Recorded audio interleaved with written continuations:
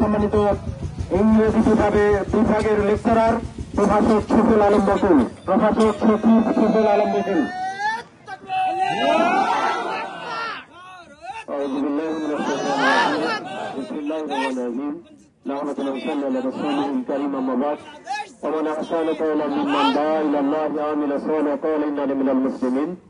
ঐতিহ্যবাহী সংগঠন বাংলাদেশ জামাত ইসলামী ডাউকি ইউনিয়নের ১ নম্বর ওয়ার্ড শাখা কর্তৃক আয়োজিত আজকের এই পথসভা এবং অফিস উদ্বোধন অনুষ্ঠানের সম্মানিত সভাপতি, পাত্র ওয়ার্ডের সম্মানিত সভাপতি ভাই ছোট ভাই আরিফুল ইসলাম, উপস্থিত সম্মানিত উপজেলা শাখা সেক্রেটারি ভাই মামুন রেজা, সহকারী সেক্রেটারি ভাই তরিকুল ইসলাম, উপজেলা নেতৃবৃন্দ, উপজেলা ইউনিয়ন নেতৃবৃন্দ, একান্ত প্রিয় গ্রামবাসী, সকলের প্রতি সালাম, আসসালামু আলাইকুম ওয়া রাহমাতুল্লাহ।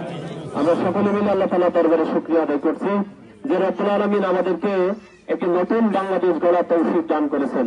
এজন্য সকলে মিলে বলি আলহামদুলিল্লাহ। রাসূল করিম সাল্লাল্লাহু আলাইহি ওয়াসাল্লামের দরুদ ও সালাম পাঠ করছি, সকলে মিলে পড়ছি সাল্লাল্লাহু আলাইহি ওয়াসাল্লাম। সম্মানিত উপস্থিতি, আমাদের আশেপাশে অনেকগুলো দোকান আছে। এই দোকানে দেখবেন একটা পাউরুটি কিনতে হয় 5 টাকা দিয়ে। এই পাউরুটির গায়ে লেখা আছে এর মেয়াদ হচ্ছে 10 দিন বা 15 দিন বা 5 দিন। আপনারা দেখবেন একটা শ্যাম্পুর পাতা যদি 3 টাকা দিয়ে কেনেন, এর গায়ে দেখবেন লেখা আছে যে 1 মাস বা 2 মাস এর মেয়াদ।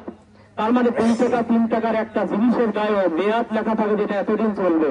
কিন্তু আমরা যে রাস্তার উপরে দাঁড়িয়ে আছি, কোটি কোটি টাকা খরচ করে রাস্তা তৈরি করা হয়, আজ পর্যন্ত আমরা জানতে পারলাম না এই রাস্তাটি কতদিন যাবে।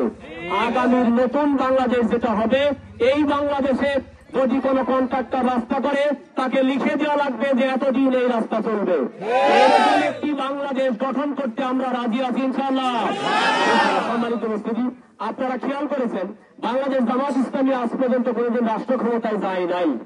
কিন্তু আপনারা খেয়াল করেছেন যারা 54 বছরে দেশ পরিচালনা করেছে তারা রাষ্ট্রীয়ভাবে অনেক রাস্তাঘাট করে দিয়েছেন, অনেক কিছুই করে দিয়েছেন। কিন্তু দলীয়ভাবে আমার জানামতে কোন দল আলমডাঙ্গা শহরে বলেন আর কোন জায়গায় দলীয়ভাবে কোন প্রতিষ্ঠান করে জনগণের সেবা দেওয়ার মতো একটি প্রতিষ্ঠানও কোন দল করতে পারে নাই। আপনারা খেয়াল করেছেন জামাত ইসলামী আজও বাংলাদেশে ক্ষমতায় যায় নাই, কিন্তু ইসলামী ব্যাংক প্রতিষ্ঠা করার মাধ্যম দিয়ে শুধু অর্থনীতিকে উন্নতি করেনি, এদেশের লক্ষ লক্ষ বেকারকে চাকরি দিয়ে কর্মসংস্থানের ব্যবস্থা করেছে। শুধু তাই নয়, এদেশের ইসলামী ব্যাংক হসপিটাল প্রতিষ্ঠা করে এদেশের সাধারণ মানুষের যেমন চিকিৎসার ব্যবস্থা করেছে, ঠিক তেমনি ভাবে হাজার হাজার মানুষের কর্মসংস্থানের ব্যবস্থা করেছে। এদেশের শিক্ষা ব্যবস্থা ধ্বংস করে দিয়ে আমাদেরকে যেমন একটি জাতি হিসেবে